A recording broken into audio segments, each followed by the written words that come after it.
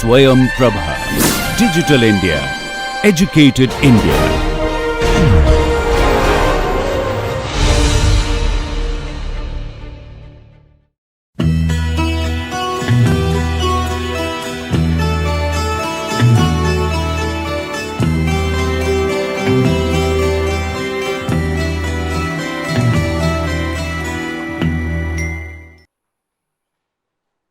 Please put your attention to the bulk polymerization or manufacture of polymer by bulk polymerization technique. Here is a flow chart for nylon yarn manufacture. Here this nylon which is manufactured by bulk polymerization technique can be prepared in the form of granules, or in that establishment there can be setup or units which can lead to the final product also. Here it shows nylon yarn. From the yarn one can make, from the fiber one can make yarn, nylon yarns. Now, here in this flow, typical flow diagram, see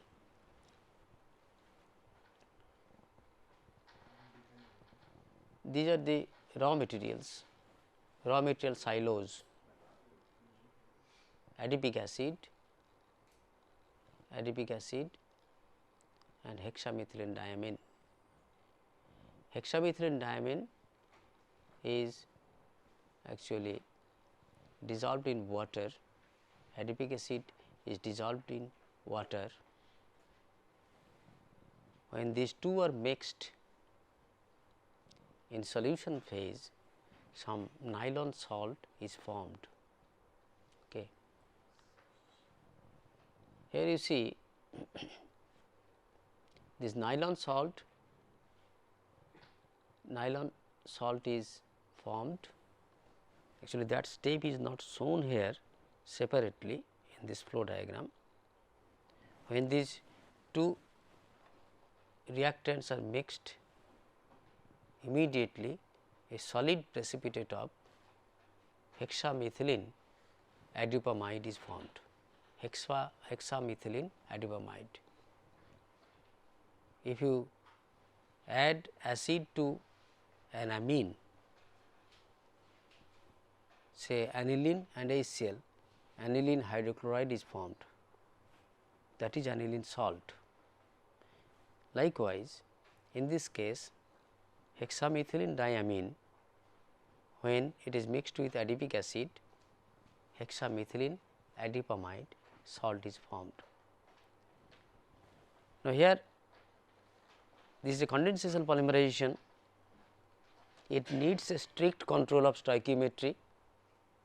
You have seen, if the stoichiometry control is not properly maintained, one cannot lead to high molecular weight product. You have seen, even if you go up to 99% conversion, you may not get high molecular weight polymer, provided you do not have this 1:1 or equimolar ratios of the reactants are accurately taken. And again that is a difficult task during weighing of the raw materials, say adipic acid and hexamethylene diamine. These raw materials during weighing, some quantity of any of these two may be less or more other than equimolar mixture. But if you mix these two in solution phase, a salt will be formed in 1:1 molar ratio, and then that salt is, since that is a solid, that can be filtered and washed, and which can further proceed to melt polymerization of that salt.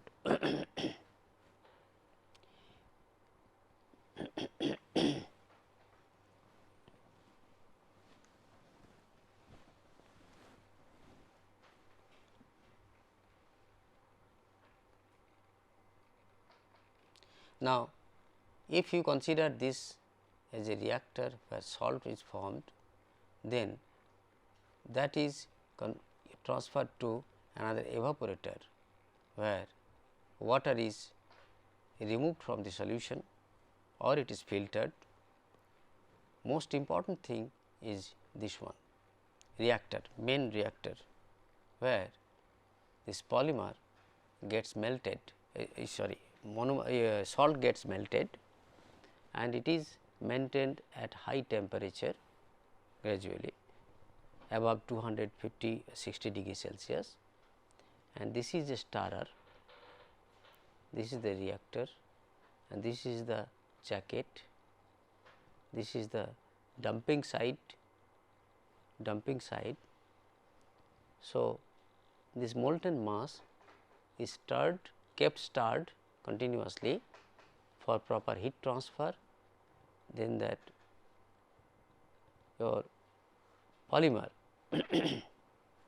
molten polymer from this reactor is poured onto a casting wheel. Okay. Means nylon, fully grown nylon solid polymer is cast in the form of thin sheet over this wheel in a continuous manufacture, and that is actually cooled. A casting is done by air cooling on the wheel. From molten mass it becomes solid sheet over the wheel. Then that is actually passed through a mill, chopper mill, which cuts or chops that sheet into smaller size. Okay. So, you will get nylon chips, and then that nylon chips can be used for many purpose, for product fabrication, say for fiber drawing or casting of some structural items like say gears and other things. But if there are installations for fiber drawing, so that fiber that chips are passed through that fiber drawing units, where spinnerets are there. Spinnerets is a device which contains very narrow opening, narrow holes through which it is this mass, molten mass, or sometimes in solution those are pressurized out of this spinneret, forming very thin fiber. So, thin fibers are coming out from the spinneret, that is cooled by fan, air blowing, and then these are actually passed through some wheels, and ultimately the yarn is formed. Yarn means it is a bundle of fibers, twisted, little twisted. So, nylon yarn is made from this process. The essence of these things is the reactor to which this nylon salt is fed. It is maintained at very high temperature, and the conversion to high molecular weight occurs over here. Then that is the polymer is obtained from the bottom side of the reactor. We get the polymer product. We can get in the form of sheet, in the form of flakes, in the form of granules, etc. Then we can utilize that raw polymeric material for fabrication of molded items or yarn or fiber. Okay. This is a flow chart for the manufacture of polyester fibers. Achha. You know, say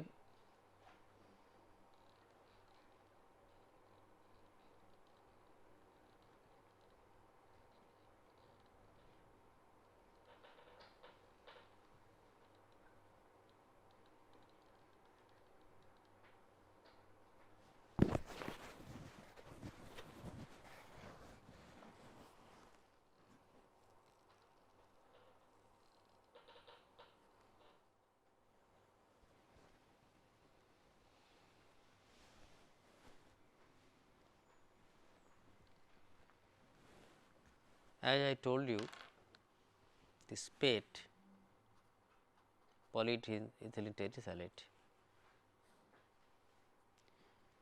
it can be manufactured from ethylene glycol and terephthalic acid, or it can be made from ethylene glycol and dimethyl terephthalate. Both these can lead to polyethylene terephthalate. Now, this is actually this is the most accepted technique, this DMT route. Here this shows a DMT route. Now, till this point actually this step shows formation of dimethyl terephthalate. Although when we study these polymerization principles, we just show that these reactants like ethylene glycol and terephthalic acid or ethylene glycol or dimethyl terephthalate, they are reacted, and by ester interchange process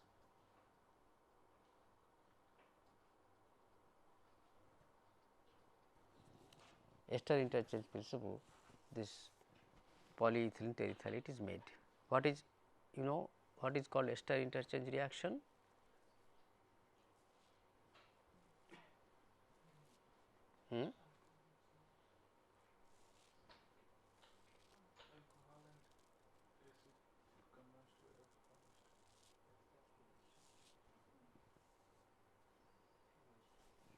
Ester interchange reaction.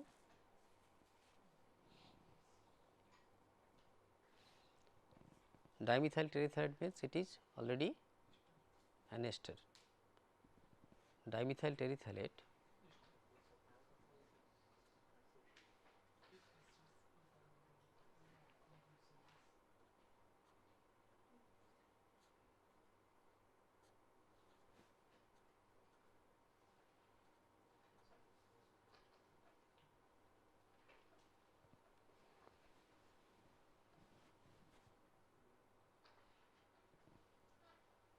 okay. In this DMT, dimethyl terephthalate, this is the ester group and this part is the alcohol part.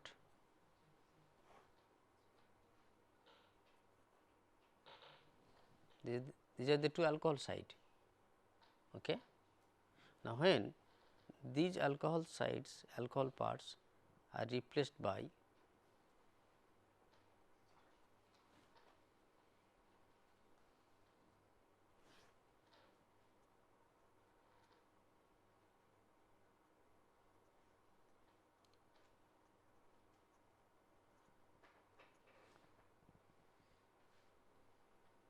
what happens?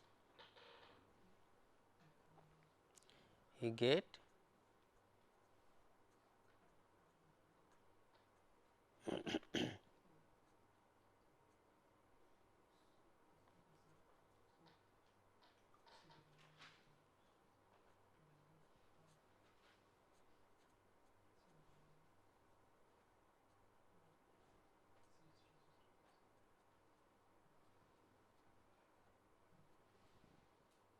okay.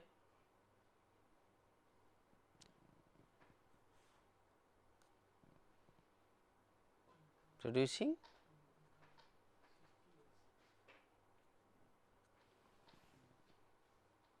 okay. Here this is the byproduct, methanol is the byproduct.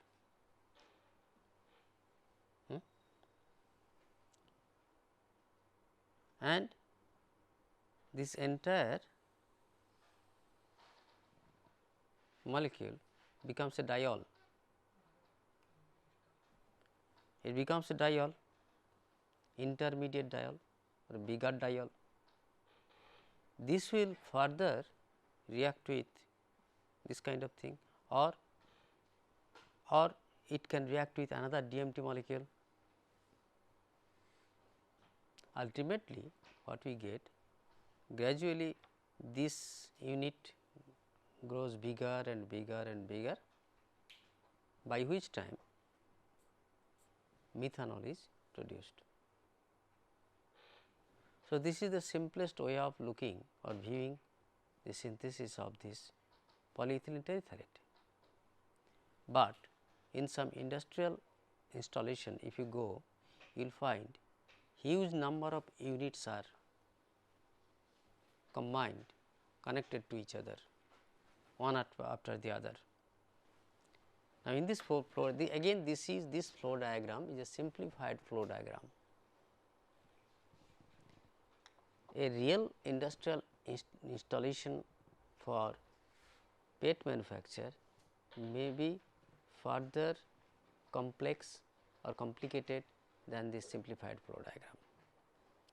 So, what is here you see, this is a reactor type where this terephthalic acid is actually synthesized. That means, in that installation, instead of buying DMT, that manufacturer, they themselves manufacture this DMT in their own plant. So, in this flow diagram, it shows the production of polyester fiber, PET fiber from your xylene, paraxylene and other reactants. From paraxylene, they prepare this terephthalic acid. So, this is a terephthalic acid synthesis or manufacturing reactor. Okay. Here is a stirring system, it is autoclave type reactor, paraxylene, that as well as catalyst and here, and that converts this paraxylene to terephthalic acid. What is that reaction called? Oxidation. Oxidation. So, paraxylene is oxidized to terephthalic acid. What is the formula of paraxylene?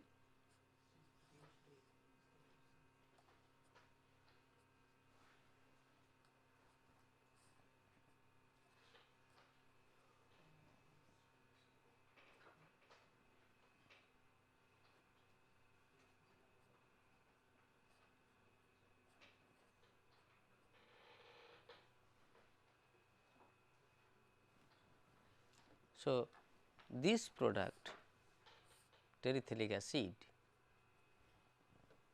this is manufactured in this container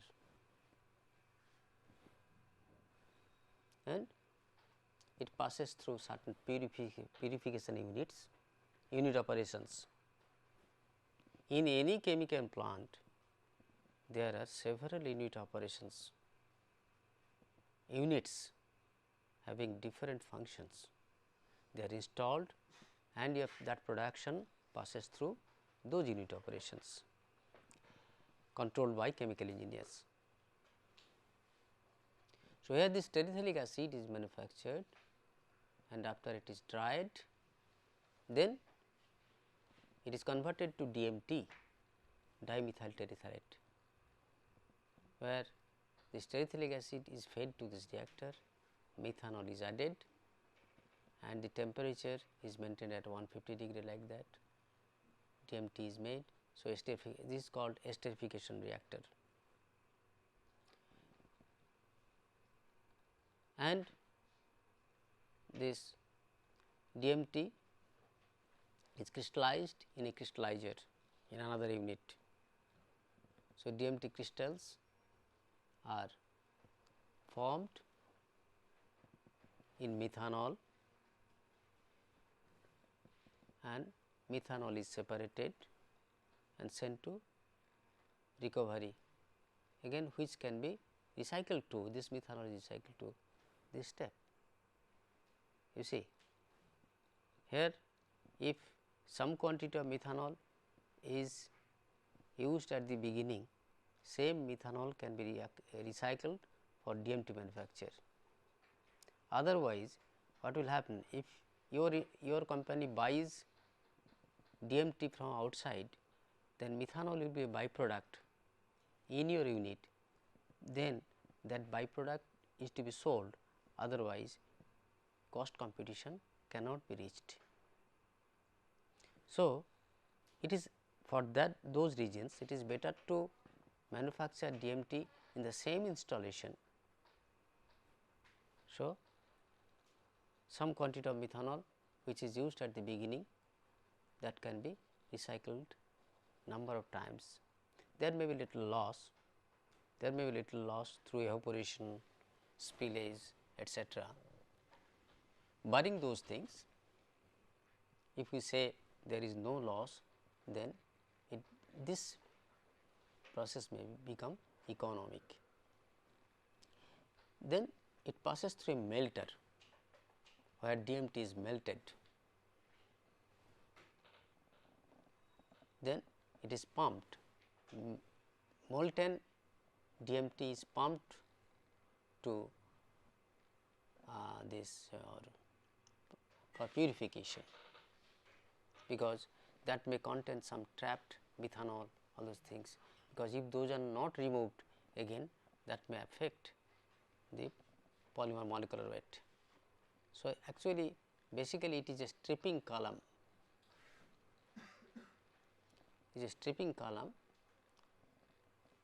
or it may be called other way. Here it is a toluene esters. Toluene ester means is a DMT. Then that hot molten dimethyl terephthalate is passed to this polyester reactor, polyester formation reactor, where ethylene glycol is fed. Here also, after this methanol from this DMT, after this polyesterification, this methanol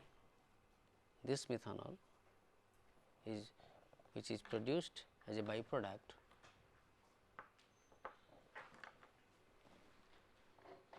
this methanol produced as a byproduct, that can be recycled to this step. Now, here the methanol recovered, that is the excess methanol, in this case excess methanol, because this reaction is carried out taking terephthalic acid and excess methanol. One of the reactant is taken in excess quantity, large quantity. So, it gives you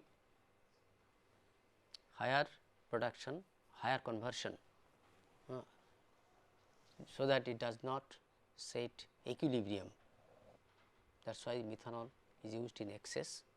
So, gradually there will be more and more conversion to DMT here. So, here this methanol recovered, that is the excess methanol, this is not the byproduct actually, the excess methanol, here is the byproduct methanol, that also comes over here.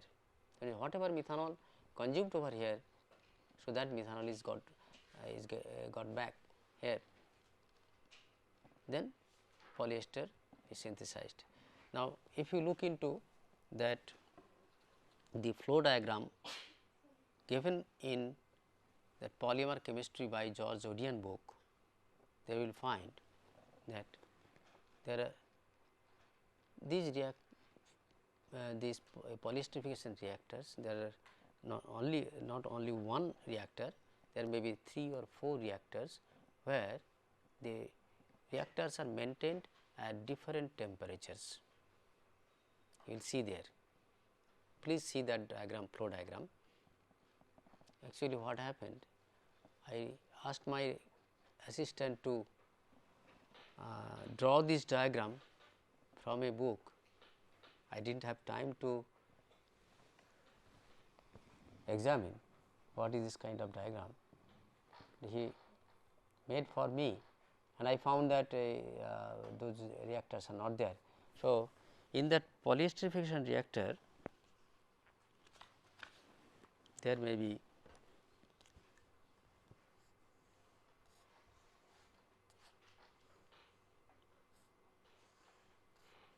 more than 3 or 4 reactors.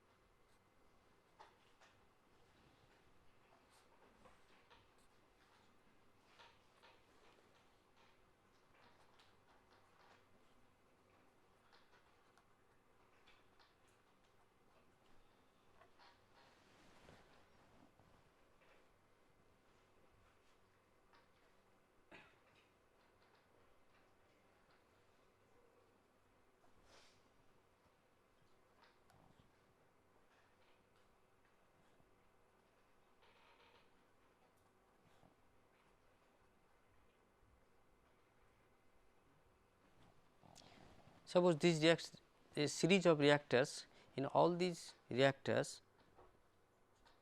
PET formation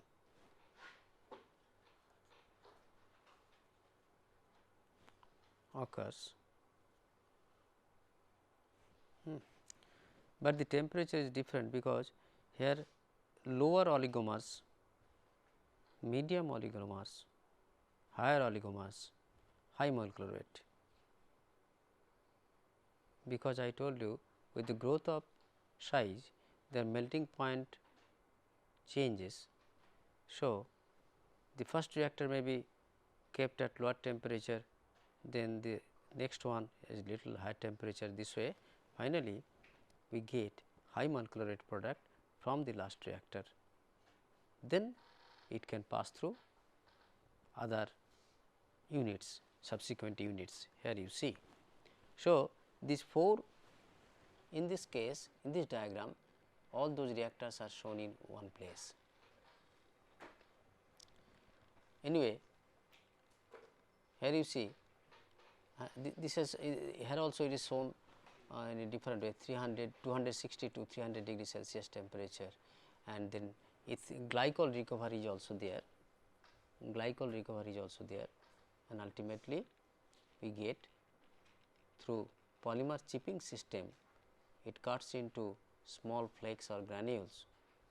Then if it is passed directly to a spinning system, we can get PET fiber.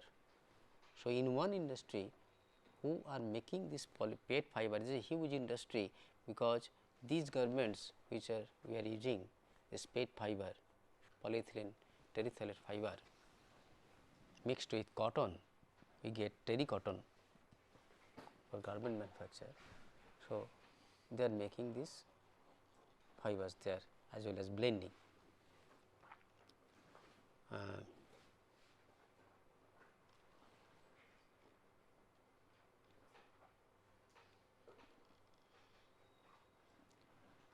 Or else instead of making fiber,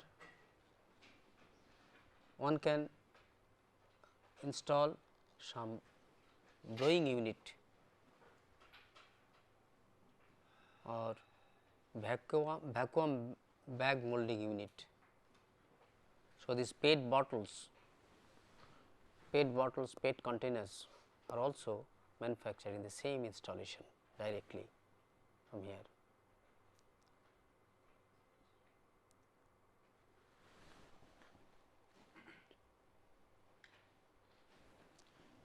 Next, let us see polymerization in homogeneous system.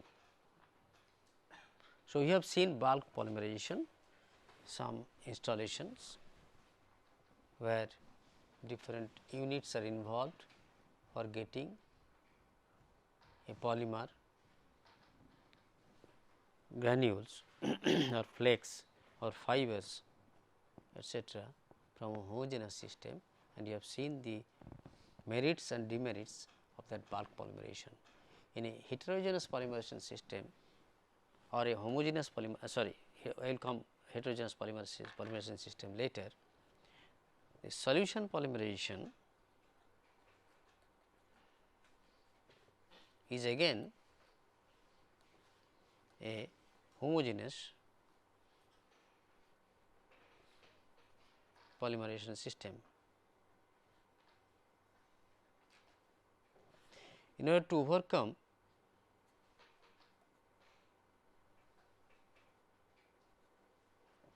some difficulties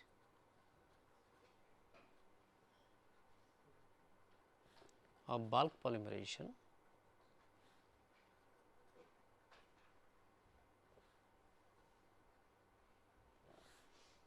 to overcome some difficulties of bulk polymerization, the solution polymerization technique is followed. What is this? Here the monomer is dissolved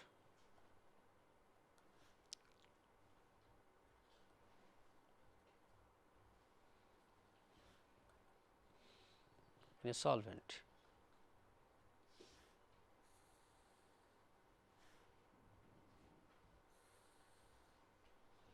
Monomer may be a solid or a liquid.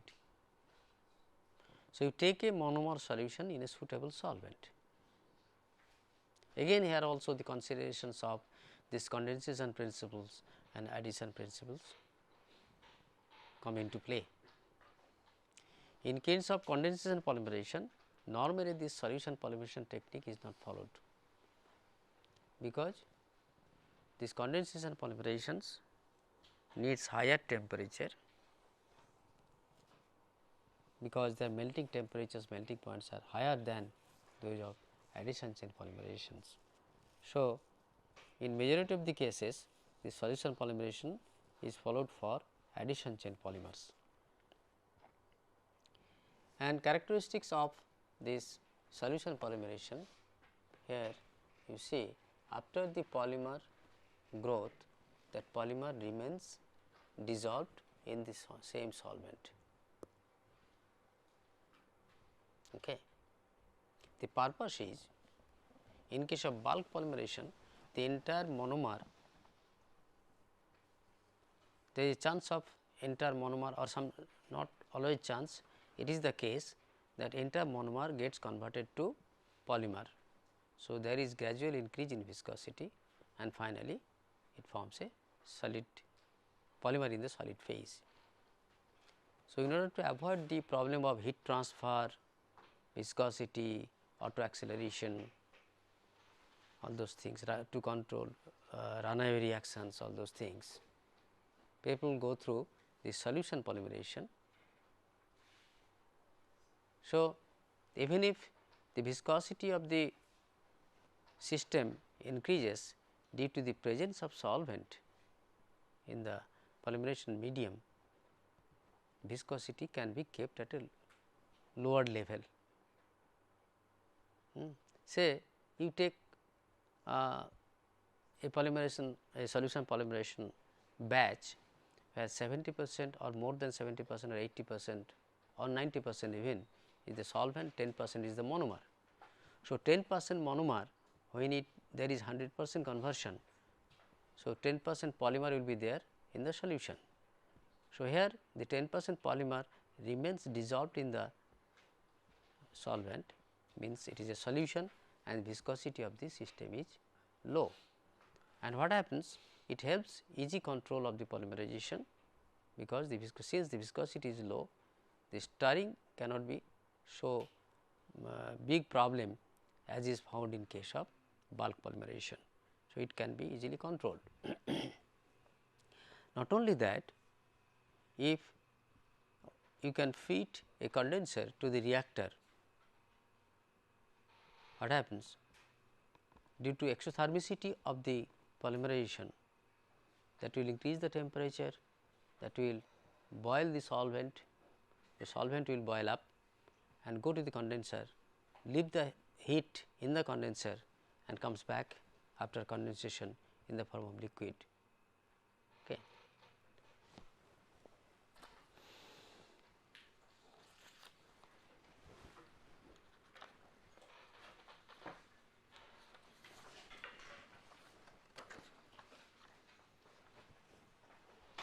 So, suppose there is a condenser like this,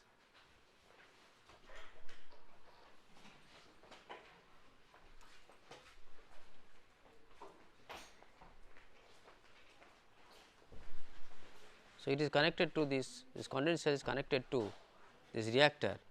So, it contains the solvent, temperature becomes high. So, solvent evaporates and goes to condenser, and through the condenser some sorry, through the condenser some coolant is passed. So, solvent gets condensed over here, leaving the heat in the condenser or to the condensing your the circulating medium, and it comes back. So, it maintains the viscosity of the polymer solution which is formed over here, and it provides better control of heat. But here the heat transfer problem is solved, which is a difficult situation in bulk polymerization. In this case, heat transfer problem is solved, viscosity problem is managed because it is low viscous system, and the stirring your power consumption due to mechanical stirring for homogenization of the mass inside the reactor, that huge power consumption cannot occur in the solution polymerization as is found in case of bulk polymerization. But there are certain problems. These problems are obvious. What is the product here?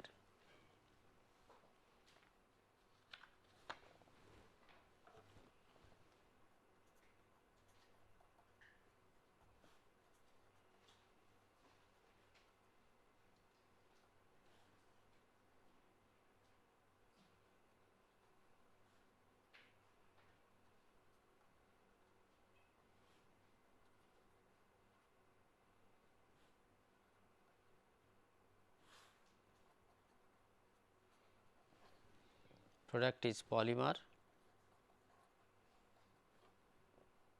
and solvent plus other impurities.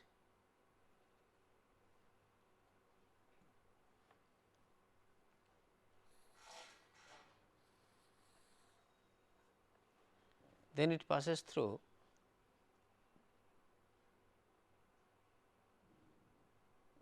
polymer isolation.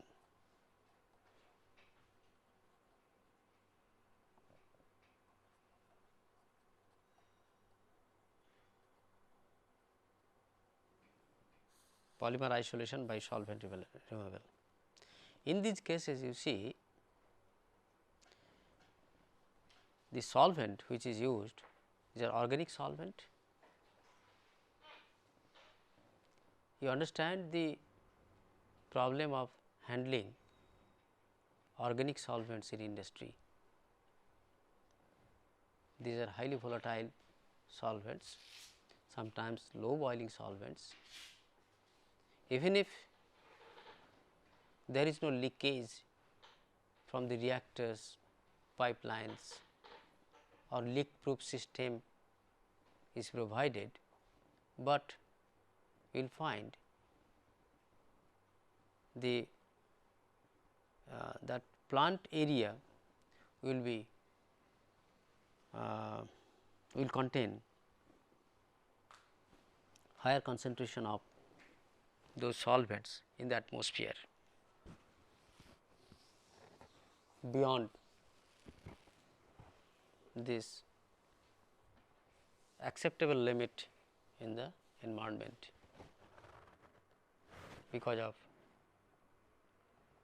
little bit of leakage during purification, isolation, all these things. So, this is not a very good technique of polymer manufacture involving solvent. It causes environmental concern. Apart from that, it is not always possible to remove last traces of solvent from a high viscosity solution. as more and more quantity of solvent is removed by distillation, stripping other techniques which are available there. The being organic in nature, the polymer as well as the solvent, some solvent will remain trapped, dissolved in the polymer. So, we cannot get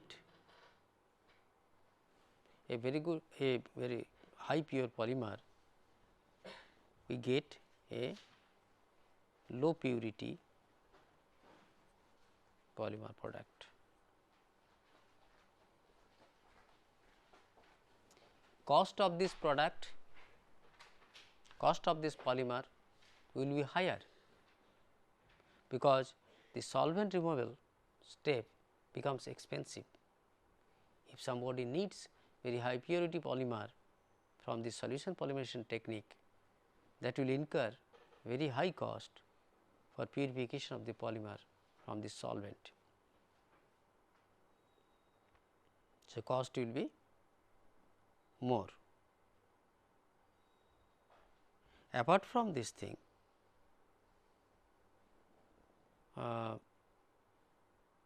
if we do not need to isolate the polymer from the solution, we can directly use it. Say polymer is manufactured for the purpose of surface coating, paint industry. For paint industry, we can synthesize the polymer by solution technique. So, we will get a polymer solution in a solvent.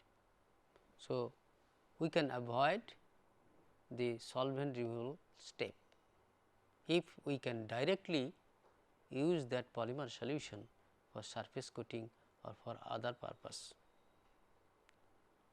okay, or direct fabrication of the product from the polymer solution.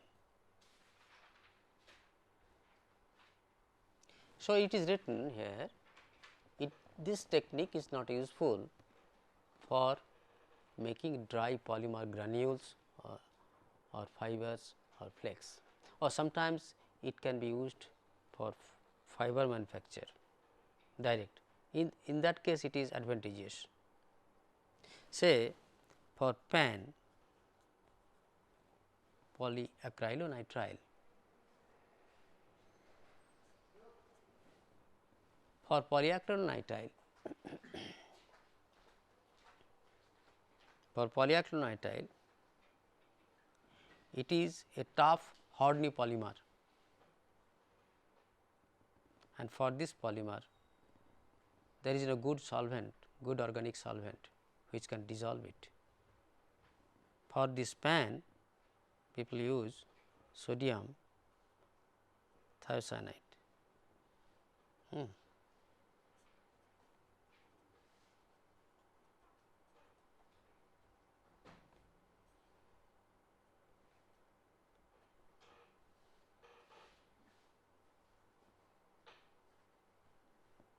So, what is done? This PAN is dissolved in aqueous for sodium thiocyanate. It is a very good solvent for this PAN, it gets dissolved, then this PAN solution in sodium thiocyanate solution solvent. This is passed through a spinneret for fiber spinning. Actually, it passes through a coagulation bath.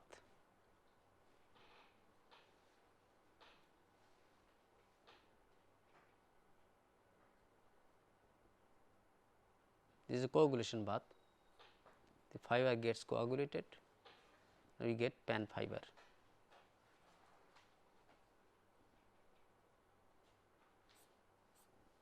So, except these cases of direct product manufacture, the solution polymerization technique is not suitable.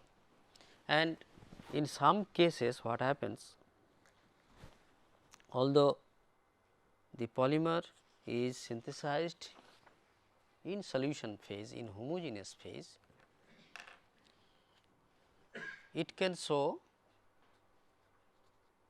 initial homogeneity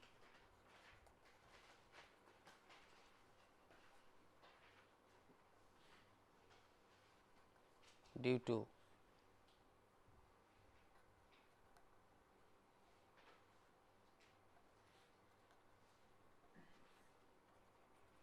solubility of the monomer in the solvent. In later stage,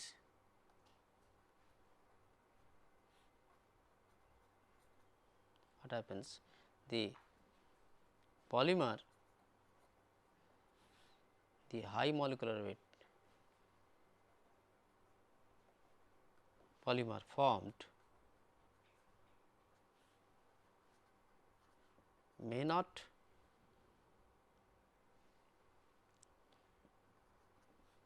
be dissolved by the same solvent. In that case, polymer separates out by precipitation. That is a good technique again.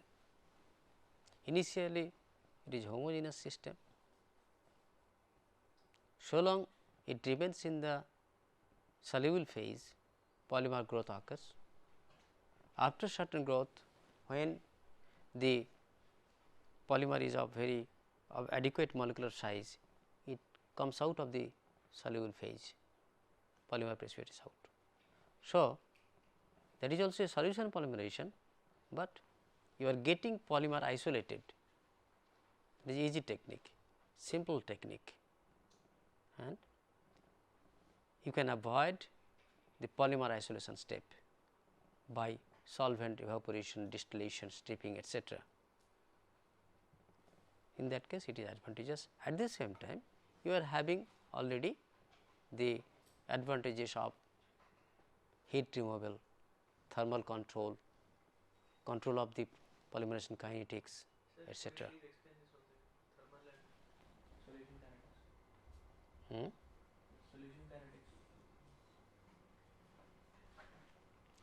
If a polymerization is carried out in liquid phase, say here in this case solution phase, since the monomer is dissolved in a solvent,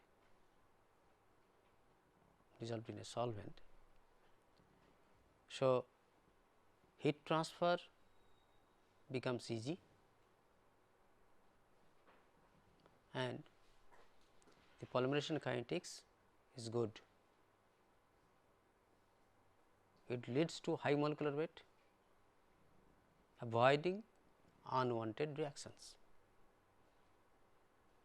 If it would have been carried out in bulk,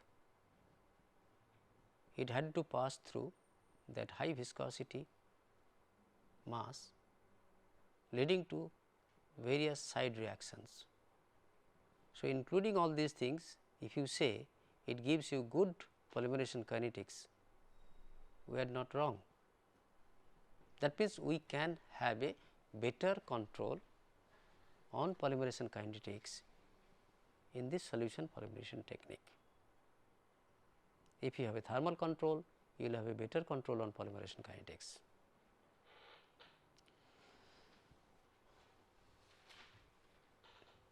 But the problem is, if we need to isolate the polymer from the solvent, the polymer is less pure than that of bulk process. Okay.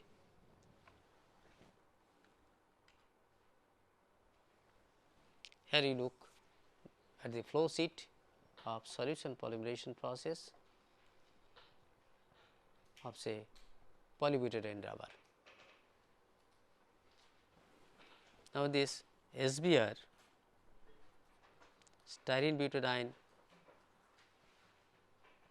polybutadiene, Pb, sometimes Pb or Pbr or sometimes Br, same.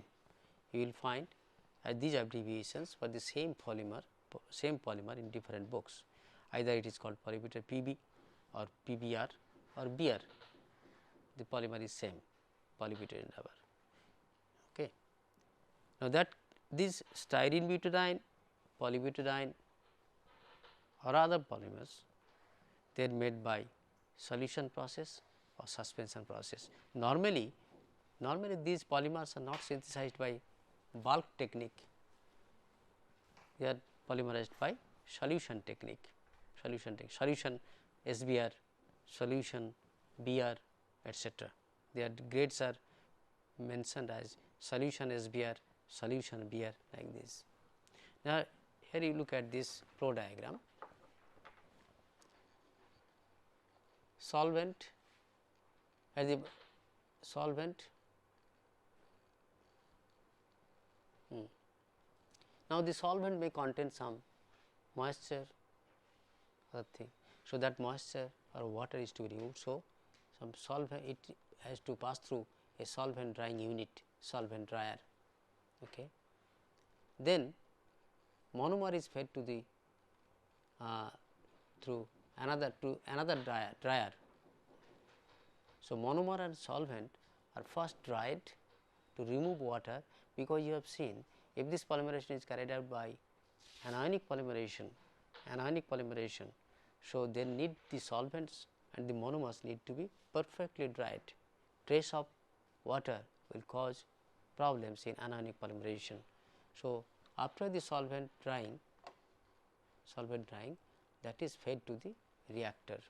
Here this schematic of a stirring unit is required for homogenization of the mass in a solution polymerization for proper heat transfer, and details are not shown over here. It can have jacketed cooling or cooling coil inside. Inside there may be baffles, all those things.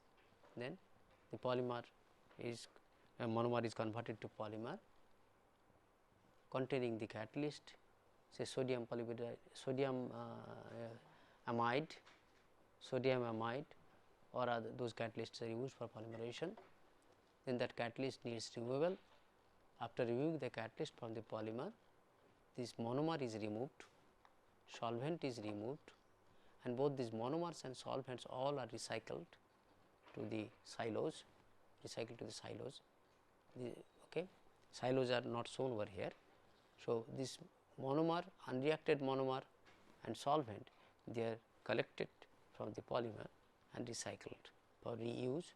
Then polymer is there. After removing the solvent, it is dried and then it is obtained in the form of sheet, and then those sheets are piled together, large number of sheets piled together in the form of a bale, like bale of cotton layers, like this, bale of garment layers, big bale. So, bales of 50 kg size or 25 kg bales of this polybutadiene rubber, that is collected from this end unit. So, it passes through a baler. Okay. So, we get polybutadiene rubber. So, overall this shows the flow sheet of solution polymerization process of polybutadiene rubber. Thank you.